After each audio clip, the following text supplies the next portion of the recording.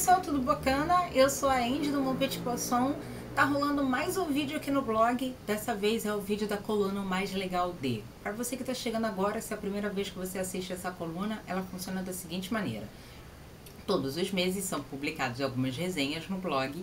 E aí no final do mês, no início do mês seguinte, eu faço uma votação perguntando quais das resenhas, né? Qual das resenhas que foi ao ar vocês gostariam que virasse um bate-papo, que eu pudesse falar mais do livro, aquela resenha que vocês gostaram mais daquele livro, enfim. Se o livro for uma série, eu vou contar o que eu achei daquele livro, dos livros anteriores, dos próximos, enfim, vou falar um pouquinho mais. Se ele não for uma série, eu vou comentar um pouco, tentar fazer um link com outros livros, porque às vezes a gente precisa disso, né? Fazer esse bate-papo.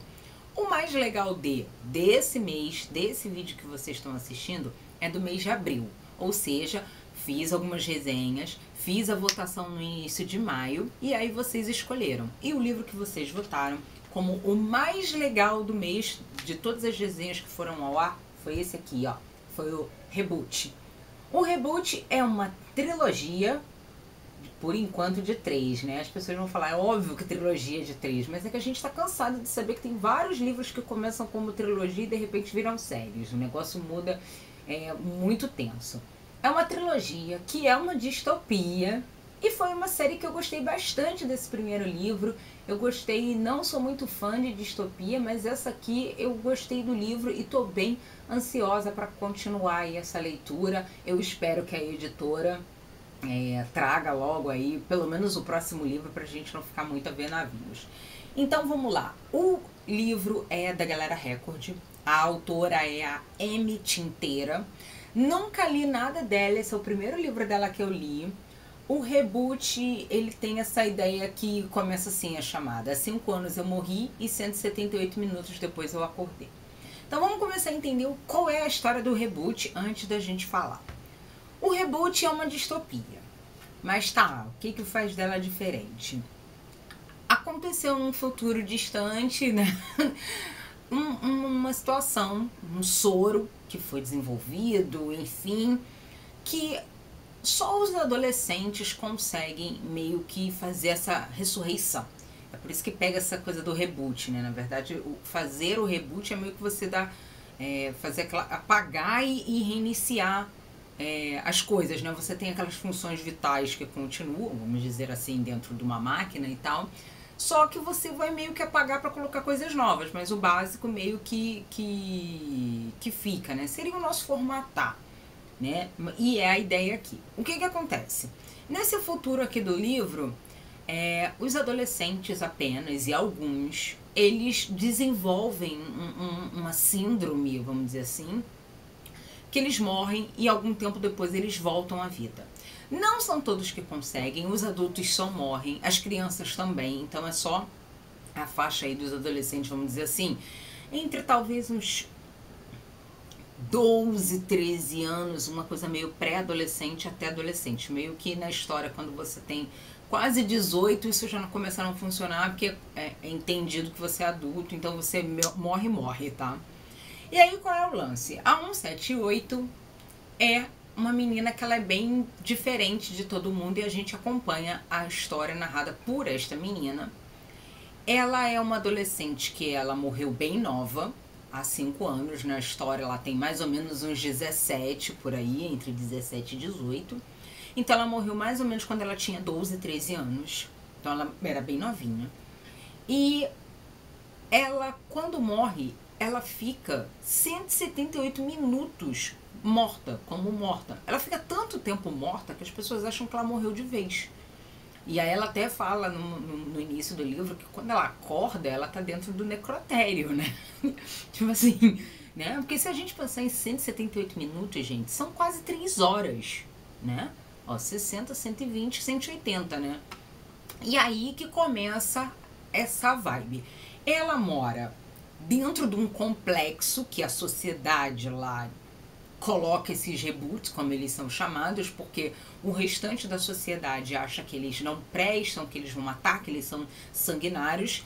E esses próprios reboots que vivem, né, em cada parte aí do estado, que a gente está meio que nos Estados Unidos nessa história, mas não é mais Estados Unidos, não exatamente como a gente conhece, eles que caçam os outros reboots exatamente por isso, assim, porque quando tem essa morte, vamos dizer assim, é meio como se fosse zerado. Então, ao longo do livro, a gente começa a entender que quanto mais tempo você passou morto, não vou dizer que pior você é, porque você não vira uma pessoa sanguinária, mas você meio que não se importa mais com os outros, você passa a não ter sentimento, entendeu? Então é nesse sentido que a pessoa passa a ser sanguinária. Então assim, a gente percebe que essa menina, 178, não é que ela seja ruim, mas ela não liga, é aquela parada assim, o sistema me criou assim, então tá bom, ela não briga pelas coisas mais, entendeu? É como se ela não tivesse mais nenhum sentimento. E de tanto em tanto tempo, chegam novos reboots, né, que são pessoas que vão, e a grande brincadeira é sempre essa, como ela é uma das que ficaram mais tempo mortas, ela é a bambambam, então ela é a melhor no que ela faz, ela não tem sentimento, ela, o cara tá chorando, dane-se, ela tipo, tem que fazer, entendeu?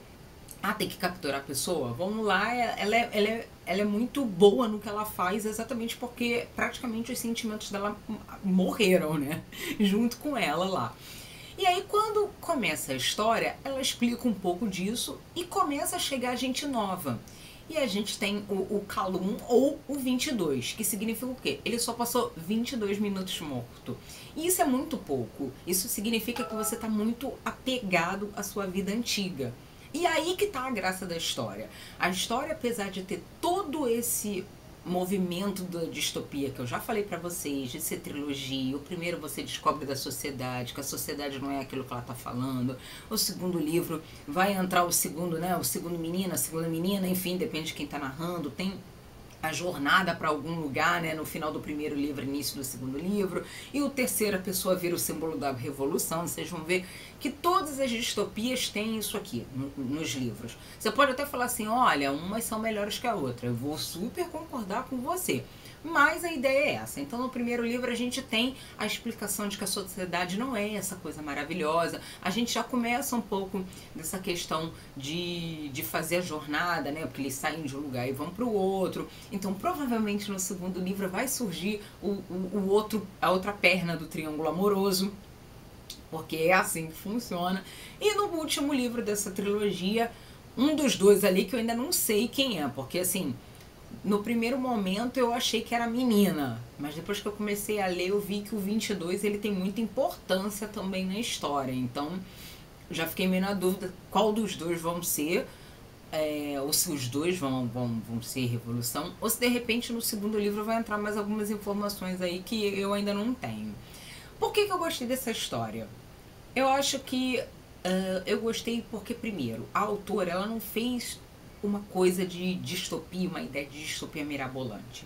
Porque as outras distopias, apesar da ideia ser boa, ela é mirabolante, você não consegue acompanhar o autor e o autor se perde na própria história. Então, assim, ele fica batendo cabeça nos mesmos pontos e você fala, filho, eu já entendi, você já explicou isso. Passa a ser muito repetitivo, porque não tem tanta história pra contar.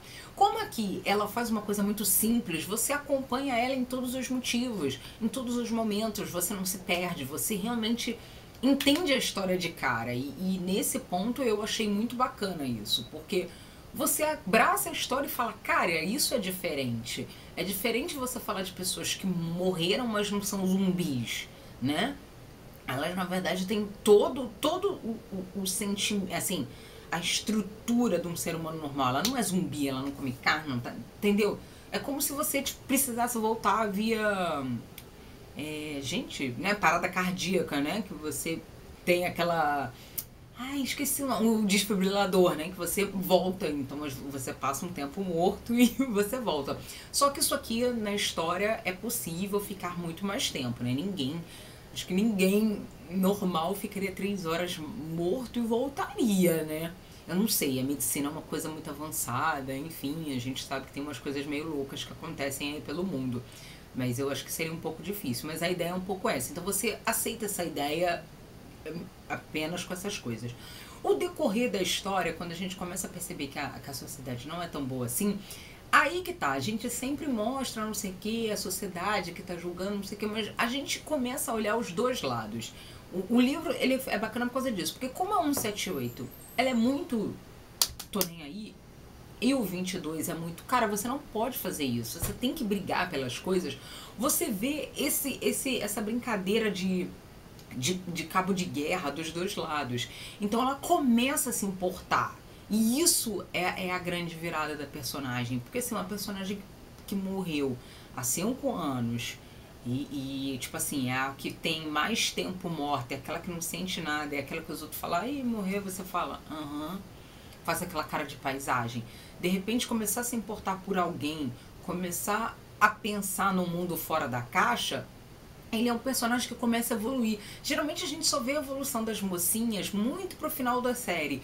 E a 178, ela não é bobona, sabe? Ela não é, ai meu Deus, eu vivo num mundinho cor-de-rosa. Não, ela é aquela que pega. Na verdade, esse lado meio bobão é do menino, é do 22, né? Ele, claro, ele vai melhorando ao longo do livro, mas se a gente pegar logo no início, ele que é o bobo e ela é a fodona, vamos dizer assim, sabe? Ela que ajuda ele. Então, a gente vê a evolução dos dois personagens. Ele, como um rapaz que deixa também de ser só emoção e passa a ser um pouco razão. E ela, como uma pessoa, né, que era só razão, começa a ter alguns sentimentos. Então a gente tem luta, a gente tem esse entendimento, a gente tem uma cumplicidade dos personagens interessantes, a gente tem bons personagens que aparecem em momentos chaves e você fala, pô, eles vão voltar a qualquer momento. A história não fica batendo no mesmo ponto, que eu achei bem legal, não é repetitiva. Ao ponto de você falar, filho, você já falou disso há 3 capítulos atrás. Ela segue, ela flui muito bacana. Esse foi um ponto que pra mim hoje em dia talvez seja um dos melhores pontos. Às vezes eu até falo assim, o enredo não precisa ser coisa do outro mundo, mas se a narrativa agradar, eu vou embora com o livro, mesmo que no final eu vire pra vocês e fale, gente, o livro não foi tão legal assim. Mas quando o livro tem uma narrativa ruim, a história tem que ser muito boa, o enredo tem que ser maravilhoso pra me prender, porque a chance de eu querer desistir e falar valeu é grande. Não foi o que aconteceu aqui. Então assim, eu gostei do enredo, eu achei a história dentro desse mundo de distopia diferente do que eu ando lendo, então é um ponto positivo. A narrativa da autora me agradou muito. Ela faz uma coisa simples, mas que a gente consegue acompanhar e ela não se perde. Eu acho exatamente porque foi simples, exatamente porque ela tenta fazer uma coisa mais linear, você consegue ir junto com ela e você não vê os furos na história como é comum de ver. Os personagens te encantam, então você fica torcendo meio que pra eles, você torce, não pode acontecer, né? De repente alguém vai morrer, não pode morrer. Você vê outros personagens que estão ali meio que querendo aparecer, mas ainda não é o momento deles. Então você sabe que eles vão voltar. Você vê que tem outras histórias surgindo dentro do primeiro livro, que vai, claro, contribuir para a continuação desse livro. E o final do livro é aquela coisa meio cena de ação que eu particularmente amo, mas não amo, né? Porque a cena de ação é aquela coisa assim, de repente, vamos supor, o cara descreve uma luta, não sei o que, os caras tá lutando, né, de faca. E a faca cai. Tipo assim, como assim alguém termina um livro dizendo que a faca cai no meio de uma luta? Morreu, entendeu? A cena termina meio com uma coisa desse tipo, é uma cena de ação. Você fala assim, cara, como é que você termina no meio de uma cena de ação, gente? Como? Tipo assim, uma coisa fala, não, levou uma facada e morre, ponto. Aí você entendeu, acabou a cena. Mas tipo assim, o fulano está no meio da luta, a faca cai. Acabou, eu não sei se o cara morreu, eu não sei se o cara vai fazer o gingado maluco, vai puxar a faca e vai matar o outro. Tem muitas possibilidades pra fazer. E o final do livro ficou muita coisa em aberto, né? A gente tem algumas cenas que se desenrolaram, cenas que prometem ser interessantes, mas o final deixou algumas coisas em aberto que, claro, tá fazendo a pulguinha aqui falar, você precisa ler o 2, você precisa ler o 2. Então eu tô bem ansiosa pra que a história a história continue tão bacana quanto eu li no primeiro livro. A editora traga logo o segundo livro, porque essa espera também é o que mata, né, gente? Odeio ficar esperando. Eu acho que no caso da gente que lê muito, acaba tendo aquela sensação de que você vai esquecendo um pouco da história, e isso é muito ruim, porque você lê outros personagens no meio, e quando o livro começa a ser né, 6 meses, 1 ano, 2 anos depois, é claro que você lembra o grosso da história, mas às vezes os detalhes você não lembra. E é ruim você falar assim, eu vou reler, beleza, mas não é toda a história que você consegue reler, porque se eu for reler tudo que eu já li pra poder acompanhar, eu não vou ler nada novo, né, porque eu vou ter que reler um montão de coisa. Então foi meio isso, assim, realmente, pra quem gosta de distopia, eu super indico, né, indico mesmo, tá bem bacana o livro. E é isso, vamos esperar aí para que a continuação chegue logo e a gente possa falar mais aí, mais evoluir o livro. Bom, então foi isso. O bate-papo de hoje na coluna Mais Legal de abril foi Reboot, que é o primeiro livro dessa série, que também se chama Reboot. Então a gente fica esperando a continuação aí dos livros 2 e 3 para saber o que vai acontecer, para saber a cena dos próximos capítulos, enfim. Então fica essa dica. Para você que está acompanhando no canal, espero que vocês tenham gostado desse vídeo. Se vocês gostaram, dê um curtir que está aqui embaixo no joinha, né? Se é a primeira vez que você está no canal, não esqueça de se inscrever aqui para vocês ficarem por dentro não só dessa coluna, que ela é mensal, ela vai sempre no finalzinho do mês, ela vai ao ar. Com certeza já deve estar rolando aí a votação dos próximos, né, para o próximo vídeo dessa coluna dos outros meses. Então vota, vai lá conferir as resenhas. E é isso, gente. Eu fico por aqui, espero que vocês tenham gostado, espero que vocês tenham curtido esse bate-papo a mais sobre esse livro. No próximo mês tem mais livro dessa coluna, mas aqui no canal tem um montão de vídeo bacana, falando de um montão de coisa, vídeos, resenhas, resumo do blog, blá blá blá, literário. Eu espero que vocês se divirtam aqui assistindo ao canal do Mon Petit Poisson. Super beijo pra vocês, até o próximo vídeo. Tchau, tchau.